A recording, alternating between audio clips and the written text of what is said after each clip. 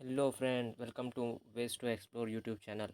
आज के इस वीडियो में हम बात करने जा रहे हैं एलिजिबिलिटी क्लॉज के बारे में, जो ए टू ओ तक है। तो आज के इस वीडियो में हम इन सारी चीज़ों के बारे में डिटेल डिस्कशन करेंगे, ब्रीफ में डिस्कशन करेंगे। लेकिन सबसे पहले मैं आपको बता दूं, मैं आपको डिटेल में समझा दूंगा, लेकिन फिर भी आप और एक बार इसको टेलीग्राम चैनल पे मैं लिंक दे दूंगा, या आप कहिए कि ऑफिशियल वेबसाइट से भी इसको डाउनलोड करके पढ़ सकते हैं। उसके बाद ही आप एप्लीकेशन फॉर्म फिल कीजिए, और एक डिटेल्ड वीडियो नेक्स्ट मैं बनाऊंगा, वो कल या परसों तक आपके पास आ जाएगा। तब तक आप रजिस्ट्रेशन फॉर्म फिल मत कीजिए, क्योंकि उसमें बहुत सारी चीज़ें हैं जो आपको बताने लायक हैं। तो वीडियो स्टार्ट करते हैं। और एक चीज़ मैं आपको बता दूं कि आपको सारे क्लॉज़ के बारे में जानकारी रहना ज़रूरी नहीं है। आप सिर्फ इतना देखिए कि आप कौन से क्लॉज़ में आते हैं, क्योंकि ये सारे बहुत क्लॉज़, इसमें से कुछ ऐसे भी हैं जो बहुत सारे कंफ्यूजिंग है। तो आप सिर्फ इतना देखिए आप कौन से कैटेगरी में, कौन से क्लॉज़ में आते हैं। तो सबसे पहले क्लॉज़ ए के बारे में ये है कि अगर आप मिनिमम 7 ईयर्स कर्नाटक में पढ़े हों और 10th या 12th स्टैंडर्ड आपका कर्नाटक से हुआ हो। और क्लॉज़ भी ये कहता है कि आपका फ़र्स्ट पीयूसी और सेकंड पीयूसी, यानी first year and second year pre university का आप कर्नाटक स्टेट में लिखे हों, और मिनिमम 7 ईयर्स आप और उनके पेरेंट्स जो है मिनिमम 7 ईयर्स कर्नाटक में पढ़े हों। क्लॉज सी उन लोगों के लिए है जिनका मदर टंग कन्नड़ा, तुलु या कोडवा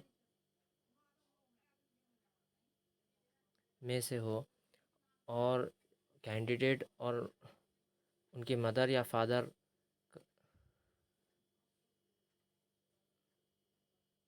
स्टेट ऑफ कर्नाटक में रहने वाले हों। और इन लोगों के लिए कर्नाटक कन्नड़ा एग्ज़ाम जो है वो कंपलसरी होगा।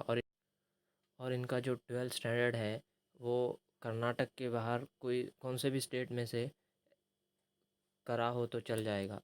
क्लॉज डी उन लोगों के लिए है जिनका मदर टंग कन्नड़ा हो या तुलु हो या कोडवा हो, और वो मिनिमम 7 ईयर्स डिस्प्यूटेड एरियाज़ जैसे जैसे साउथ शोलापुर या अक्कलकोट या जात या गधीलज तालुक ऑफ महाराष्ट्र या कासरगोड या होसदुर्गा या मंजेश्वर तालुक ऑफ केरला, इन सब के लिए कन्नड़ा एग्ज़ाम कंपलसरी होगा। और इनको गडीनाडु कन्नडिगास कहा जाएगा। यानी इन सब डिस्प्यूटेड एरियाज़ में ये हैं। क्लॉज ई उन लोगों के लिए है जो डिफेंस पर्सनल के सन या डॉटर हों, यानी बेटा या बेटी हों, और वो कर्नाटक में मिनिमम 1 साल काम किए हों, और जिस वक्त आप लोग फर्स्ट या सेकंड पीयूसी में पढ़ रहे थे, और इनको डिफेंस कैंडिडेट कहा जाएगा। क्लॉज एफ उन लोगों के लिए है जो सन या डॉटर हों किसी भी डिफेंस पर्सनल के कर्नाटक से, और जिस वक्त वो ज्वाइन कर रहे थे डिफेंस सर्विस में वो डिक्लेरेशन दिए हों कि वो कर्नाटक स्टेट से रहने वाले हैं, वो लोग क्लॉज एफ में आएंगे। क्लॉज जी उन लोगों के लिए है जो सन या डॉटर हों डिफेंस पर्सनल के लिए, और वो मिनिमम 1 ईयर यहाँ पे कर्नाटक में काम किए हों, और उसके बाद उनकी या पोस्टिंग हो गई हो दूसरे स्टेट में, और उनके फैमिली को ये परमिशन दी गई हो कि वो कर्नाटक में रह सकते हैं। उन लोगों के लिए क्लॉज जी आएगा। और वो लोग क्वालिफाइंग एग्ज़ामिनेशन यानी 12th पास किए हों कोई भी गवर्नमेंट या गवर्नमेंट रिकॉग्नाइज्ड एजुकेशनल इंस्टीट्यूशन में, वो क्लॉज डी में आएंगे। मैं और एक बार बता देता हूँ, क्लॉज डी उन लोगों के लिए है जिन जो डिफेंस पर्सनल के सन या डॉटर हों, जो मिनिमम कर्नाटक में 1 ईयर काम किए हों और उनकी पोस्टिंग हो गई हो, लेकिन उनकी फ़ैमिली जो है वो कर्नाटक में ही रहती है, क्यों क्योंकि उनको परमिशन मिल गई है डिफेंस अथॉरिटीज़ से, वो क्लॉज जी में आएंगे। क्लॉज एज में वो लोग आएंगे जो एक्स सर्विसमैन के सन या डॉटर हों, यानी जो रिटायर्ड हो गए हों, जिनके मदर या फादर, और जिस वक्त वो आर्मी ज्वाइन कर रहे थे, डिफेंस ज्वाइन कर रहे थे, वो ये डिक्लेयर कर दिए कि वो कर्नाटक में रहने वाले हैं, यानी वो उनका होम टाउन जो है वो कर्नाटक है, तो वो लोग क्लॉज एट में आएंगे। और वो लोग वो लोगों को भी ये कंपलसरी है कि वो 12th स्टैंडर्ड पास किए हों। क्लॉज़ आई उनके लिए है जो employ of the union government, यानी गवर्नमेंट के एम्प्लॉय के सन या डॉटर हों, या स्टेट गवर्नमेंट के हों, या यूनियन गवर्नमेंट के, या जॉइंट सेक्टर के।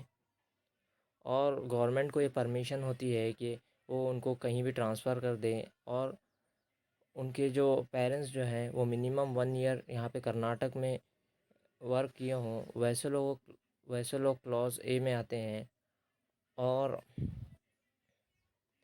जब आप फर्स्ट ईयर या सेकेंड ईयर पढ़ रहे थे उस वक्त मिनिमम 1 ईयर वो कर्नाटक में काम किए हों, गवर्नमेंट जॉब हो उनकी, और उसके बाद उनका ट्रांसफ़र हो गया हो, तो वो लोग क्लॉज़ ए में आएंगे, क्लॉज़ आई में आएंगे।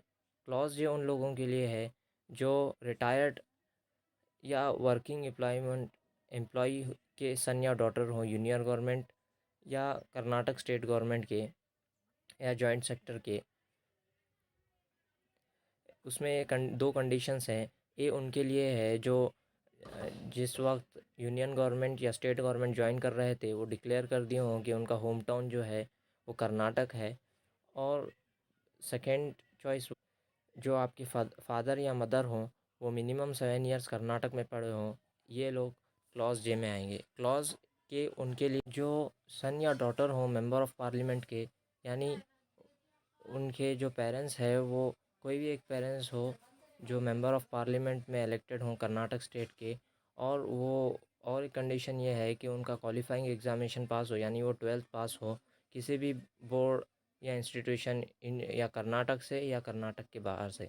क्लॉज इन उन लोगों के लिए है जिनके पेरेंट्स में से कोई भी रिटायर्ड एम्प्लॉय हो और वो all India service of Karnataka cadre में बिलोंग करते हों, और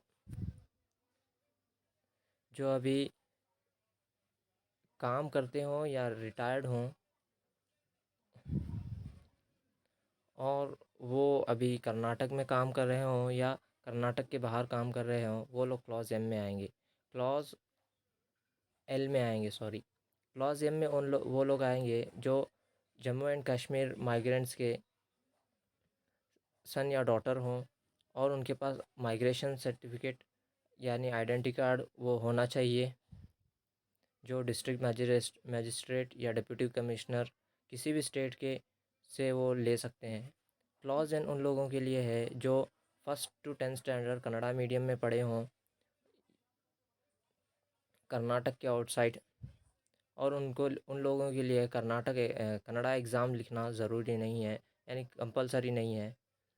क्लॉज ओ क्लॉज ओ उन लोगों के लिए है जो रिटायर्ड एम्प्लॉय के सन या डॉटर हों सेंट्रल आर्म्ड फोर्सेस सर्विस में, और जब वो central arm police force join कर रहे थे वो ये डिक्लेयर कर दिए हों, यानी वो बोले हों कि उनका जो होम टाउन है यानी उनका जो घर है वो कर्नाटक है, उन लोगों के लिए क्लॉज ओ आएगा। मैं और एक बार आप सबको बता दूं कि आप ये सारी चीज़ें खुद से भी एक बार पढ़ लीजिए, क्योंकि आपका रजिस्ट्रेशन स्टार्ट हो चुका है। मैं आगे एक वीडियो बनाऊंगा जिसमें फुल रजिस्ट्रेशन प्रोसेस बताने वाला हूँ। गड़बड़ी मत कीजिए, क्योंकि आपकी जो एग्ज़ाम के बाद रिज़ल्ट आएगा उसके ऊपर बेसिस पे ही आपका जो काउंसलिंग होगा। तब तक के लिए